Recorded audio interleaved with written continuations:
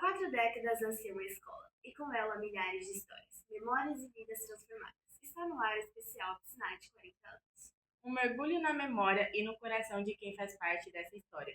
Com vocês, Rebobina Piscinati. Eu sou a Isabelle, Eu sou a Gabriela. e hoje nós estamos aqui com o professor Fernando. Olá, estamos aí.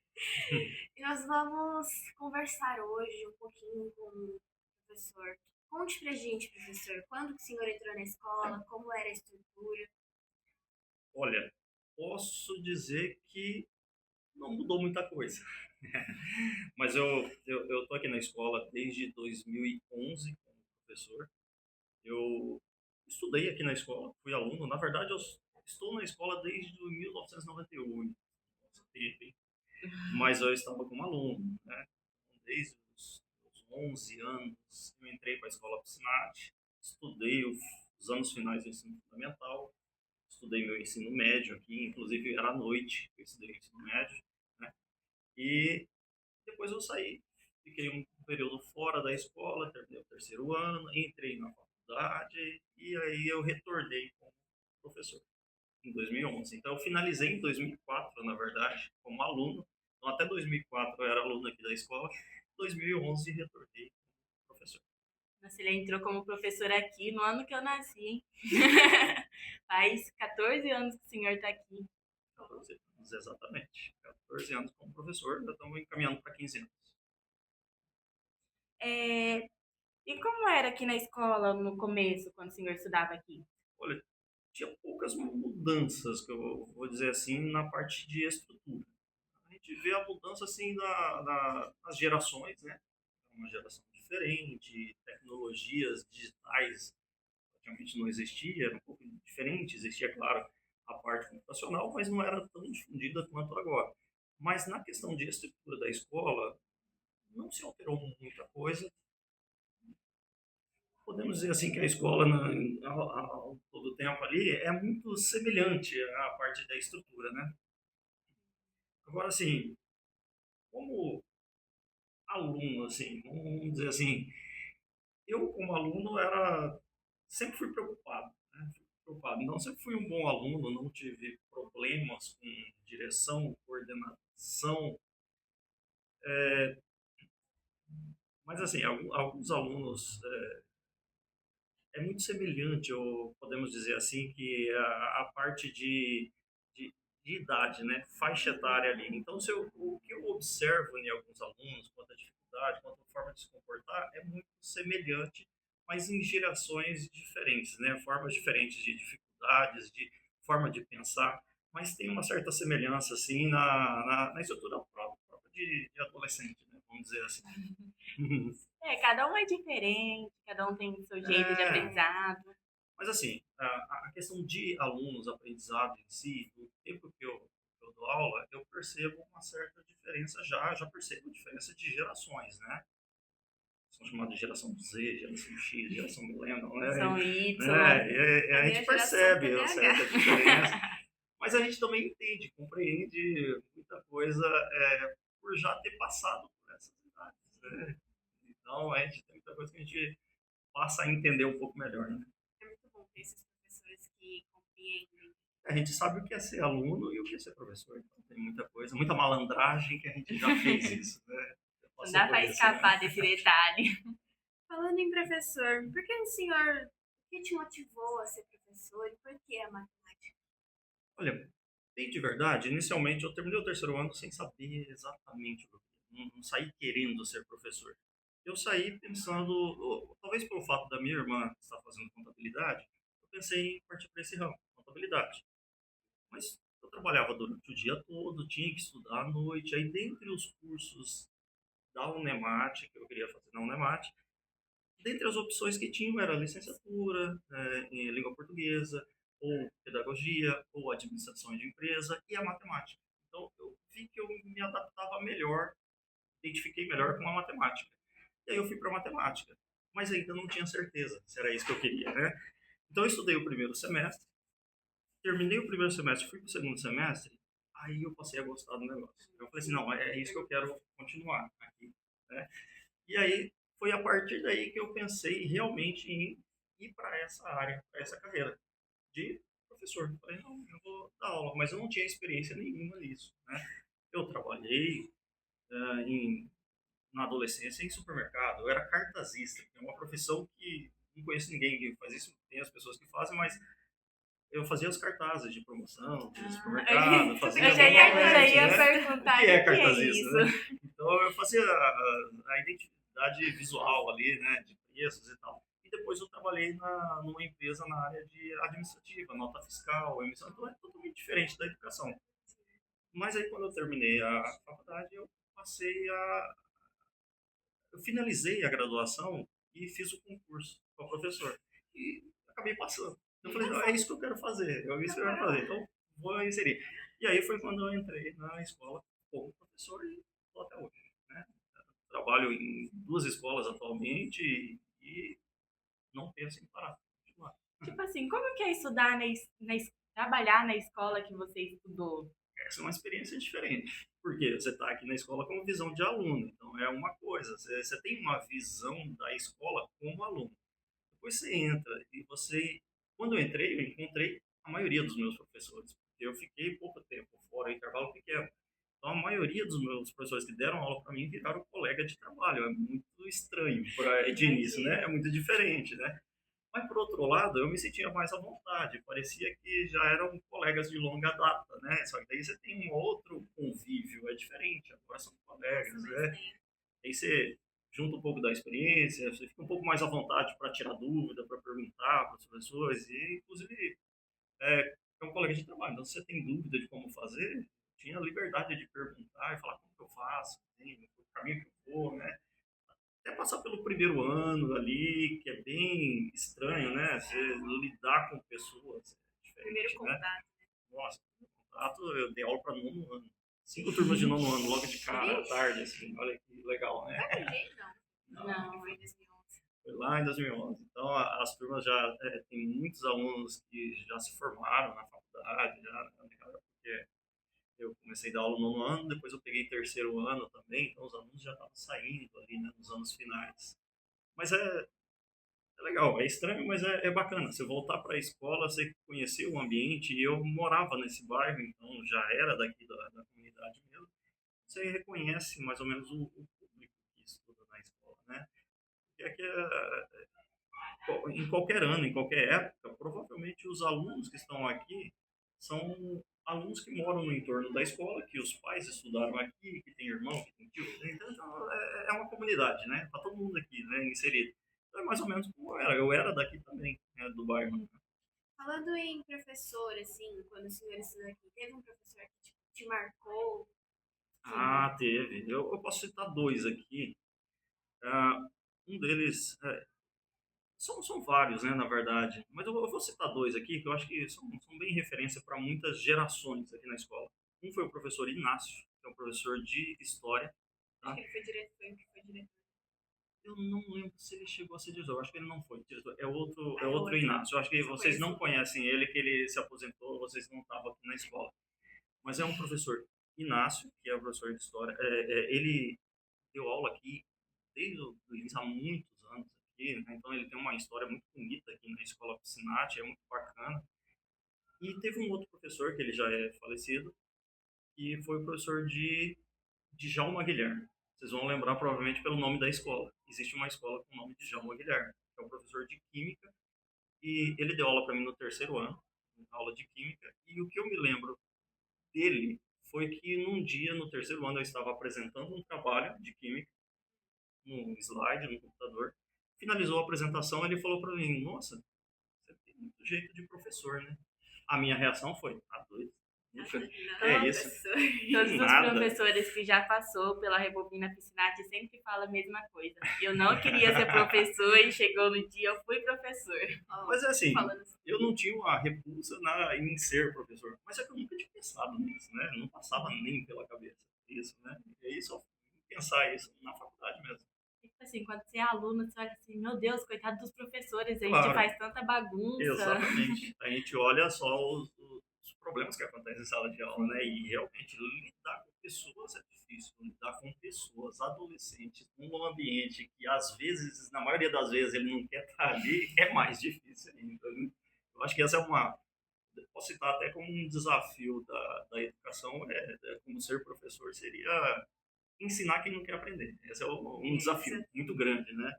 Mas está ali, é um público. Então você faz parte ali do processo. Né? Mas o senhor chegou a imaginar que quando fez a faculdade assim, de professor, queria dar aula aqui, que é onde você estudou? Não, não imaginava dar aula aqui. Na verdade, eu tentei fazer o estágio, no período do estágio, no final ali da graduação, eu até pensei em fazer o estágio aqui, por conhecer a escola. Mas aí o estágio não consegui conciliar horário com essa escola, eu precisei fazer alguns estágios à noite. E aí, quando eu fiz o estágio aqui, a escola já tinha poucas aulas à noite, aí foi finalizou, não teve mais aula à noite aqui, né, depois de um certo período, né, só durante o dia, aí eu já não consegui conciliar. Mas aí, assim que eu fiz o concurso e eu vi que eu passei, a minha ideia era verificar se tinha aula aqui. Uma porque eu morava aqui no bairro ainda, agora eu não moro no bairro, mas eu morava muito próximo, então é uma escola próxima e eu ia unir do útil ao agradável, né, que eu morava perto do trabalho e numa escola que eu já conhecia. Aí sim eu pensei realmente em dar aula aqui. E deu tudo certo, porque tinha várias vagas para professor de matemática aqui, e então eu consegui tranquilamente fechar minhas aulas aí. Então, desde então, eu não mudei de escola. Né? Na verdade, eu acrescentei uma outra escola que eu dou aula, mas nunca saí daqui. Provavelmente vou continuar. Quando você chegou aqui, a escola mudou? Teve muita diferença de quando você entrou? Então, o meu impacto foi justamente por não ver diferença. Eu imaginava que eu ia chegar aqui e ia ter uma certa diferença, talvez a escola reformada, que é o que a gente espera. Espera até hoje. Tempo, né? Assim, de estrutura, eu imaginei que teria uma certa mudança, mas eu entrei, eu me senti no tempo que eu estudava, assim, muito parecido, não mudou muito, mudou assim, a estrutura da aula em si, a parte pedagógica ali, de estrutura para os professores da aula, teve uma certa mudança, os quadros era giz e passou a ser pincel, essas pequenas mudanças, né? Mas de início não teve tanta mudança assim de quando eu estudava. Se for olhar hoje em dia, talvez a gente vê algumas principais mudanças na estrutura em si, né? Algumas melhoras que teve, claro que muito para melhorar ainda, mas o impacto foi justamente por estar muito parecido, né?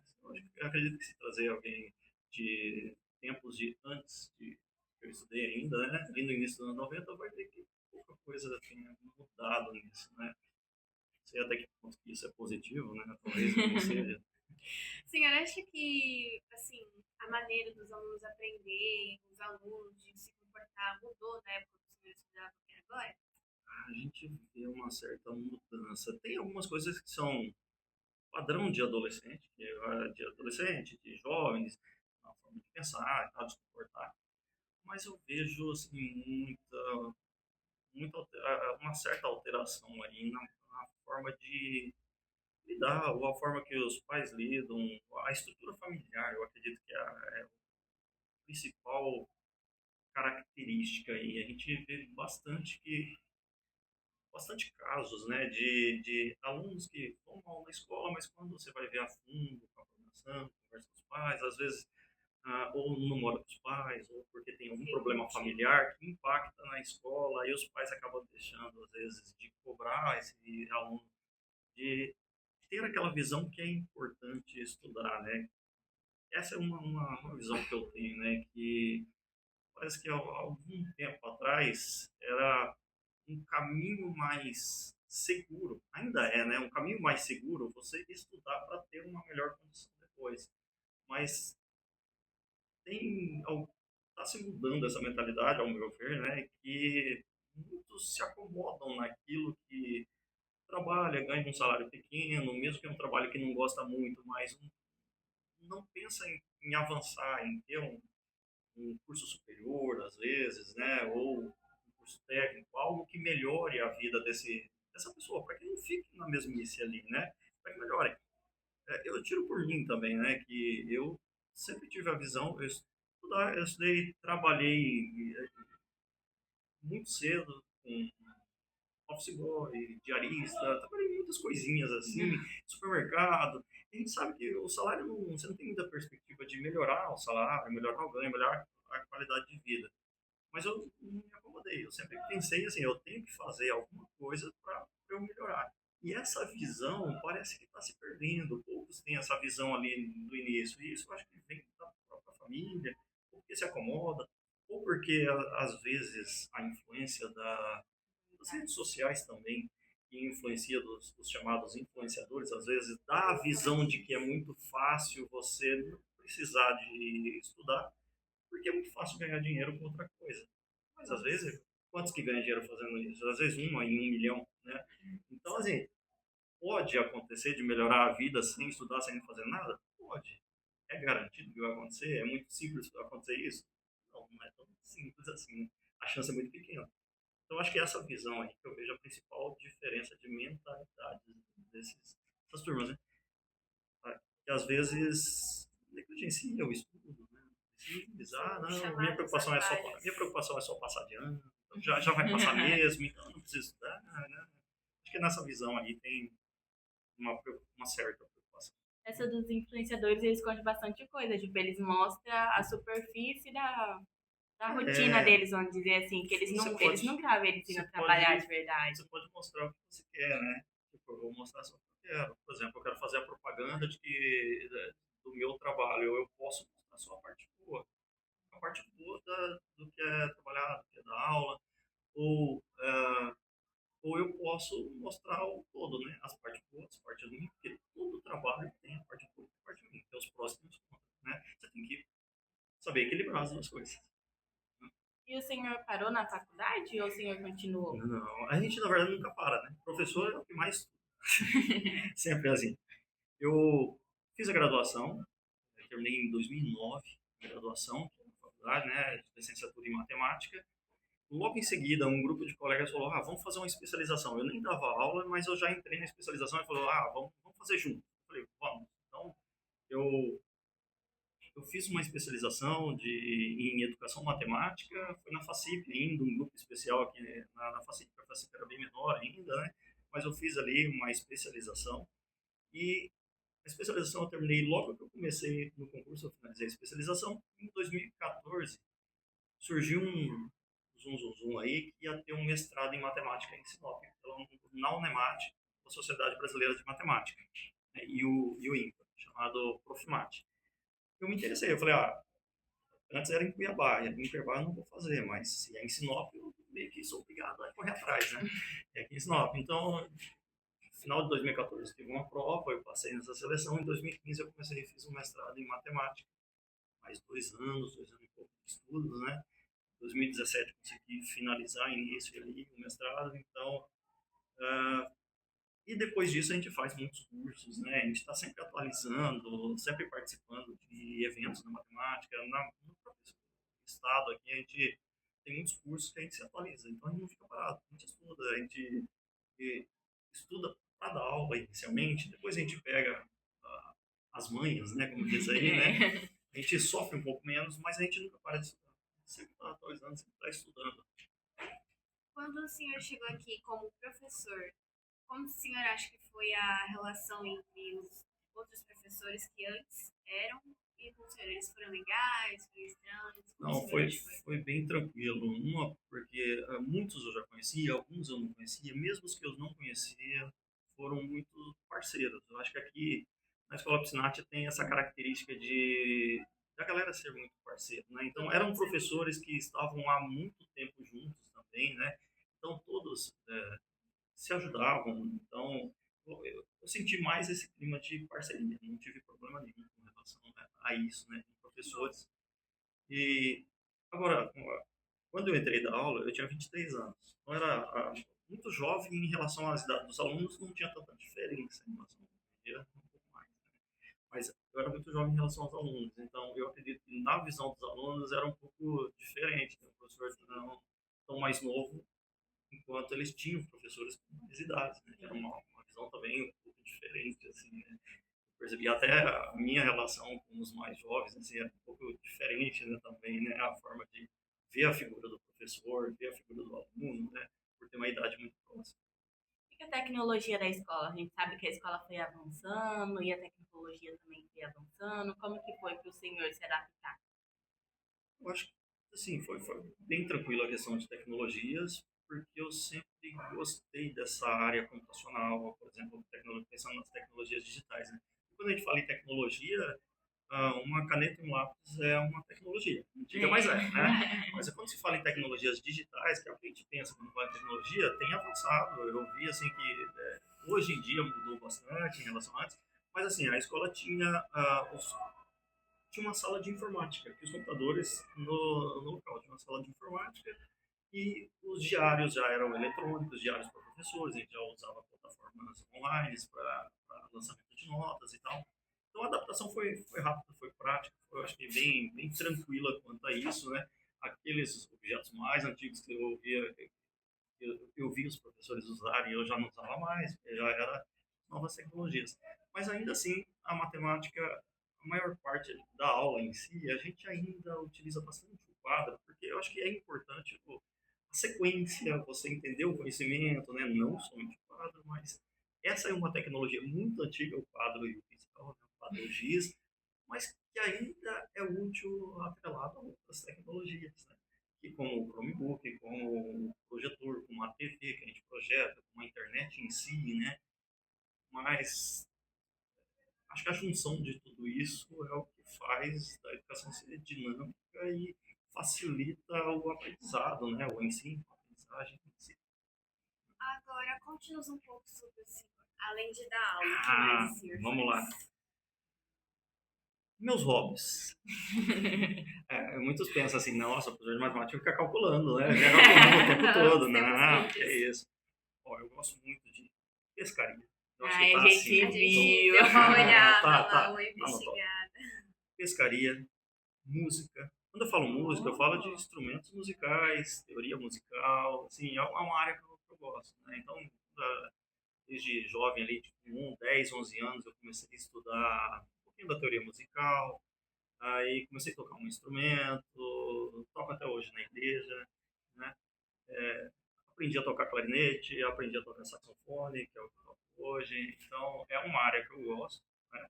Agora, de hobby, fim de semana, com família, eu gosto de ir para sítio, rio, pescar, que é uma E a coisa que eu gente. gosto de... O senhor também é casado com uma professora, a gente viu isso e também Exato, observei olha só, assim que ela gosta também de pescar ela tá bastante. junto também. E interessante é que nós não éramos professores. A gente começou a estudar junto, já casado, eu comecei antes um pouquinho, né? Mas depois de casado ela começou a estudar também, fez pedagogia e se tornamos dois professores, né? Um professor de matemática e professora pedagoga que dá aula para os pequenos, né? Então, o que os outros pensam, né? Coitado dos filhos, né? São muito cobrados. Não, mas a gente é tranquilo, né? Quanto a isso, né? A gente cobra só o básico ali, tudo mais. Mas sim, ela também está sempre junto, nas pescarias, no sítio, a família tá sempre junto.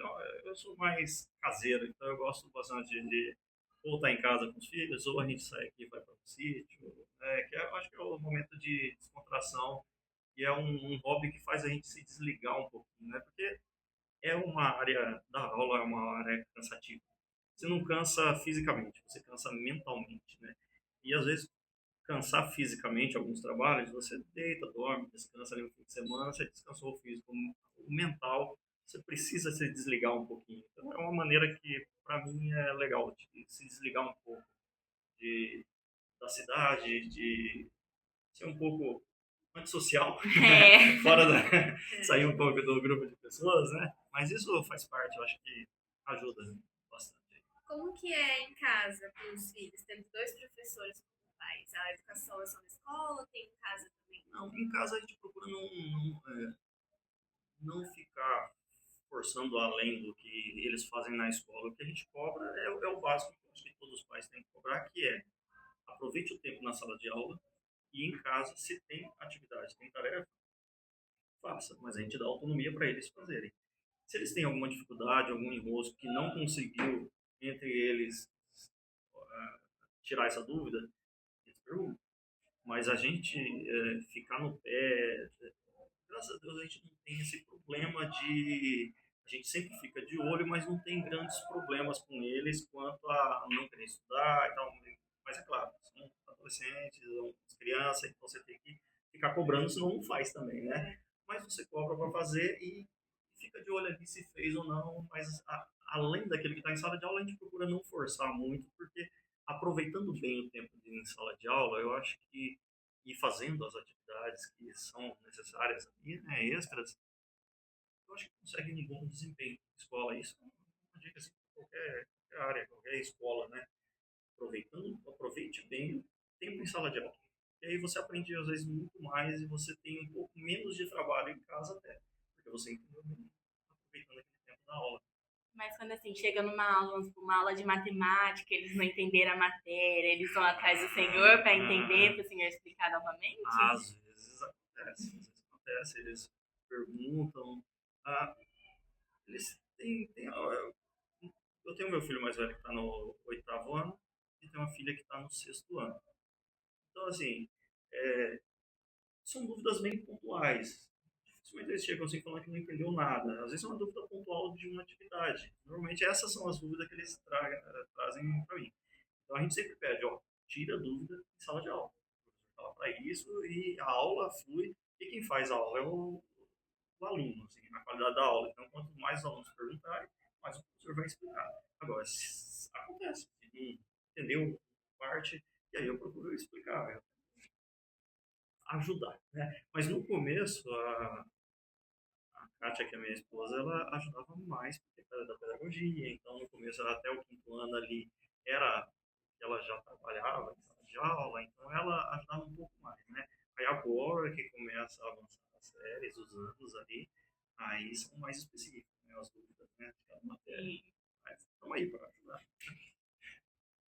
O senhor, como professor de matemática, quer deixar um recado para nossos colegas que estão assistindo de quando tem dificuldade em matemática, o que é para você fazer, um conselho para seguir os estudos que o senhor falaria?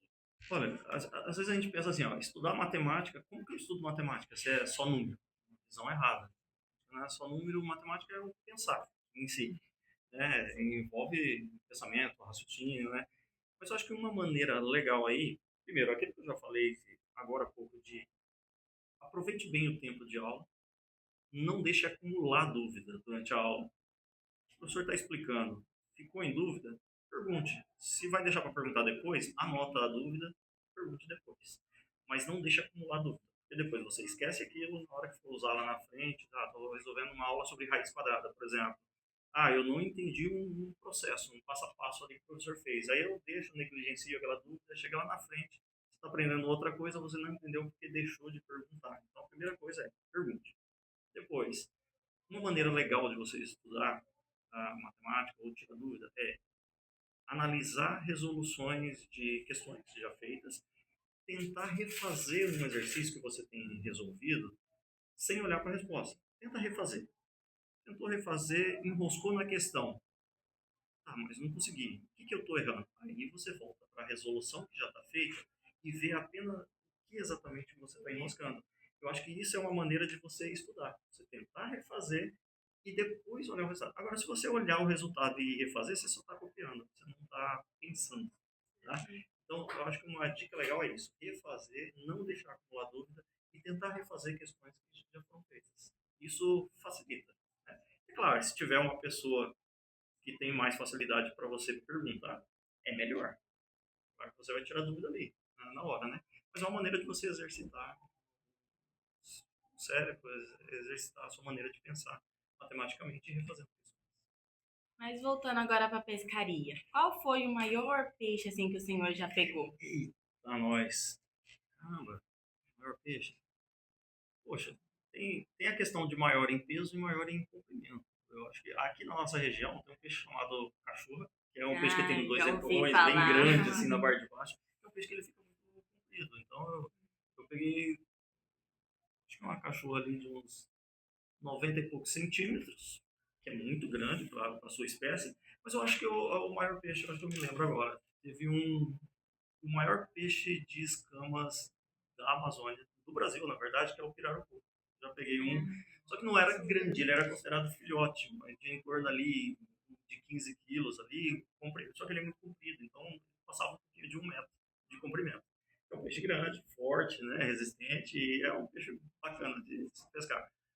Mas eu pesco desde criancinha, então desde quando eu ia com meus pais, aprendi a andar, eu acho que eu vou com meus pais, meus avós, meu avô paterno principalmente, ele era muito de pescaria, então eu sou desde criança inserido nesse meio de pescaria, sítio, ir para rio pescar, então várias histórias de pescadores aí, mas a gente tem que mentir um pouco, né? Mentira, eu falei que era 1 metro, não, o peixe é 2 metros e 50 centímetros. Agora sobre a pescaria, agora o senhor falou que ia desde novinho, né? Tem uma história engraçada de quando o senhor vai com a família, ou quando ainda era pequeno. Caramba, história engraçada. Pô, pegou desprevenido agora, hein? História engraçada de pescaria. Ah, não, Ou na escola também, de algum aluno que fez.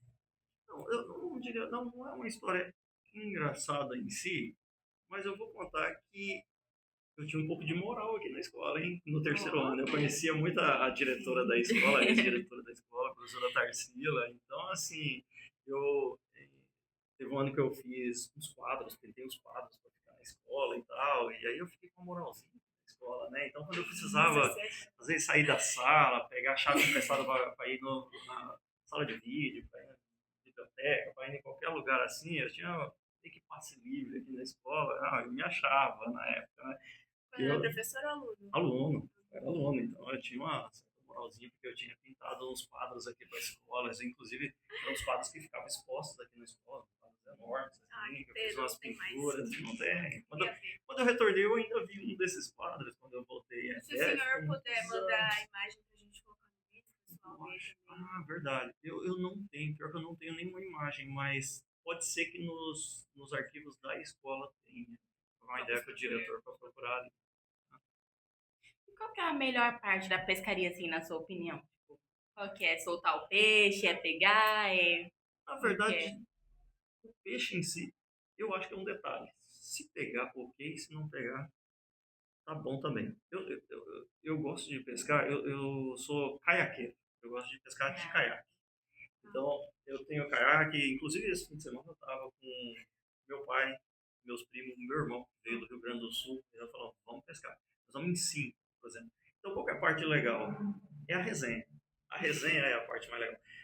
Nós saímos bem cedinho, amanhecendo o dia, fizemos umas fotos bacanas do amanhecer no rio, com a água calma. Eu acho que esse contato com o próprio local, com a natureza ali, a resenha, de você tirar sarro do outro, de conversar, trocar ideia, essa é a principal parte da pescaria. Para mim é isso aí. Pegou peixe ou não pegou, ok. Mas eu sempre pego, tá? Esse é um conselho pro pessoal que tá aí muito estressado.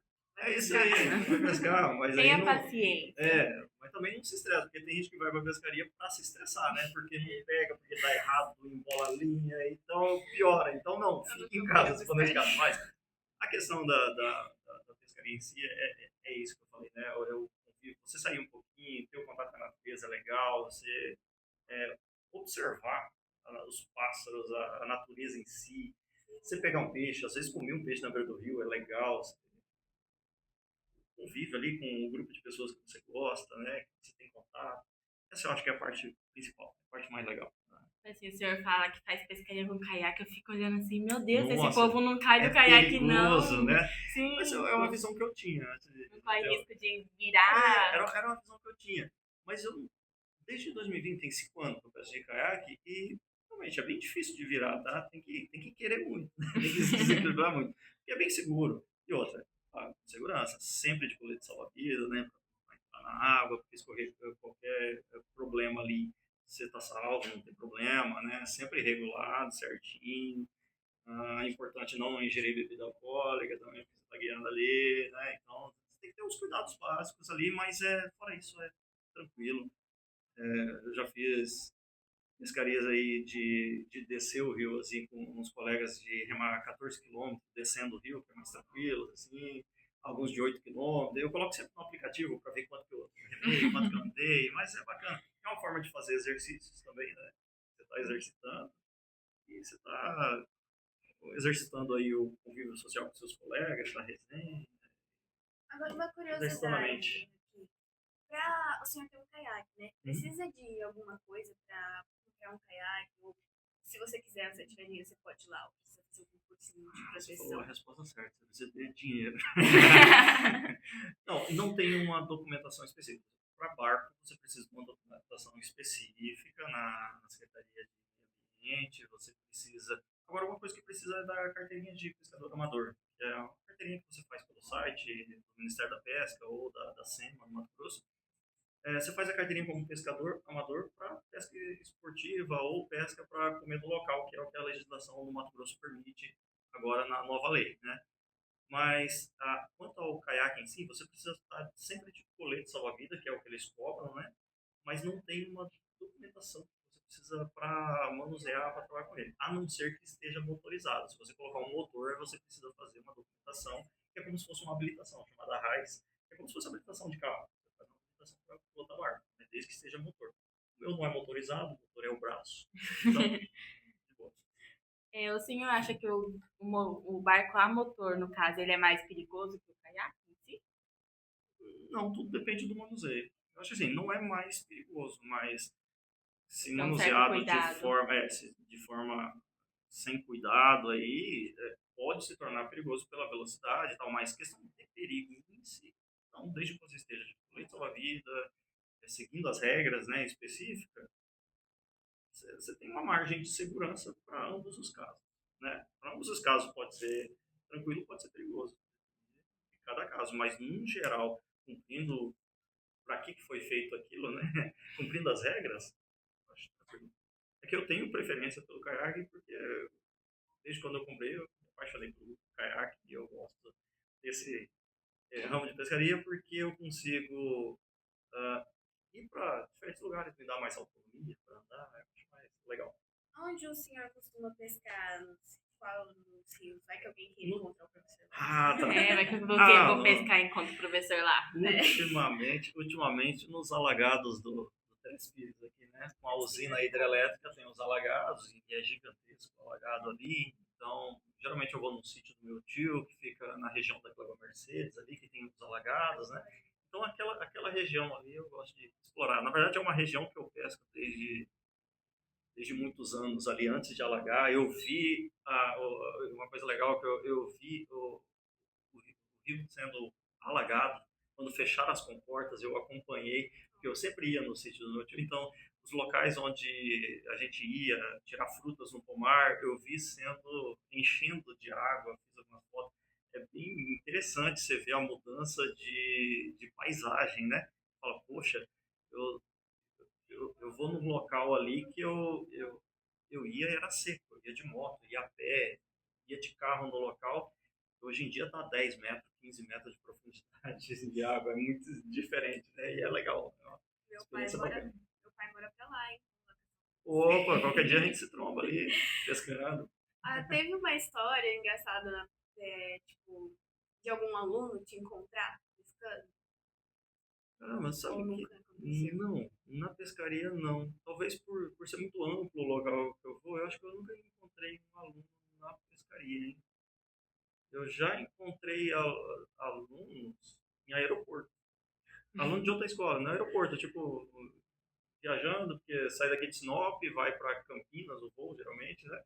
Sim. E aí, às vezes, você encontra pessoas ali conhecidas, alunos, ex-alunos, isso eu já conheci. Já encontrei, mas na pescaria em si, não. Às vezes a gente encontra em qualquer lugar, na rua, tem outra cidade próxima, você encontra, ô professor, e aí o problema é lembrar. Ou às vezes nem fala professor, mas ou às vezes nem fala professor, cumprimenta, aí eu fico pensando, eu dou aula para ele no Piscinati, eu dou aula para ele na outra escola, eu já dei aula para ele, ou ele já foi meu colega, ou eu trabalhei com ele, não faço ideia, às vezes é uma coisa. Mas na maioria dos casos a gente sabe que já foi aluno, não lembra do nome, mas sabe que já foi aluno. Né? Conhece essa função de algum lugar. No começo desse ano passado a gente estudou com o senhor, no começo desse ano a gente foi cumprimentar o senhor nem lembrou da gente. Eu acho que não lembro, porque o professor ele ficou olhando assim. Aí ele continuou, ele pensando se eu ele olhou assim com a gente com uma cara. Eu lembro. Não, às vezes dá um tilt assim, é normal, acontece. saudade dela. Acho que foi um dos melhores professores de matemática que eu tive. Foi o que eu mais aprendi. Mas Nas vocês podem matérias. mentir, vocês O podem professor mentir explica... menos. Não, Mentira, professor, ele explica professor. muito bem. Acho que A gente foi- vai aprendendo a Foi lidar um com as dos únicos dificuldades. professores que eu tive coragem de ir lá tirar dúvida. Olha, você é Nossa. preguiçosa até pra Não ser. sou preguiçosa, não, sou vergonhosa. Preguiça de levantar na carteira, né? Não é Entendi. preguiça, é vergonha. A gente fica lá no fundo, aí sempre tem que andar assim no meio do corredor, até chegar lá no senhor.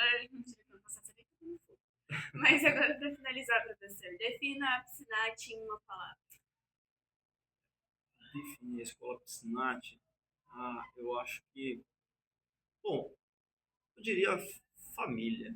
Claro que tem conceito diferente de família, mas uma coisa que eu percebi desde de quando eu iniciei que existe a família Piscinati. É o pessoal, principalmente o pessoal que tem mais tempo de convívio aqui, alguns anos, eu acho que tem um convívio legal, assim, entre os profissionais da escola Piscinati, né?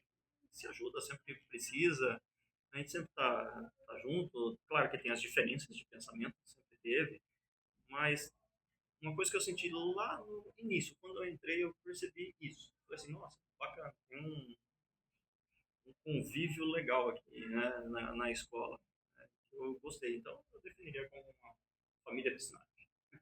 E o senhor, qual dica o senhor dá para os próximos alunos aqui da Escola Piscinati? Uma dica para os próximos alunos? Um conselho? Eu acho que não negligencie a educação, o estudo.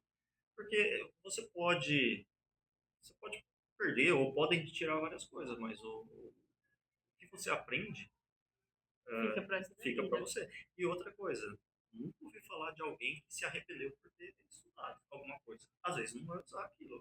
Me formei em matemática e não dou aula, vou trabalhar com outra coisa. Mas aquilo que você se formou, ninguém te tira. Aquilo você não se arrepende. Tá? Então, eu acho que esse é um conselho para qualquer geração, no meu ver, né? E você não vai se arrepender de estudar. Então, procure alguma coisa para estudar, se profissionalize, aperfeiçoa, não pare no tempo. Né? Não negligencie a educação. Estude, independente do que as pessoas, não, que as outras pessoas do seu convívio fazem, não deixe de estudar. Tá? Tem uma formação, não importa qual formação seja, siga um caminho, uma área que você queira ali. E por sempre ter uma visão de melhoria, né, no futuro. Esses atalhos da internet nem sempre dá certo. É complicado, Uma né? coisa muito... Para algumas pessoas dá certo, para outras não. Aí acaba... Tem que tomar bastante cuidado, né? Tem que tomar bastante cuidado, filtrar bem o que você vai levar para sua vida. A gente vai se encerrando por aqui. Esse é o nosso Piscinati, 40 anos. E 40 E anos. para finalizar, Muito tempo. um brinde. Isso aí. Um brinde brinde. ao nosso professor de É matemática. isso aí. E é isso. Tchau. Tchau. Acompanhe nossos próximos vídeos.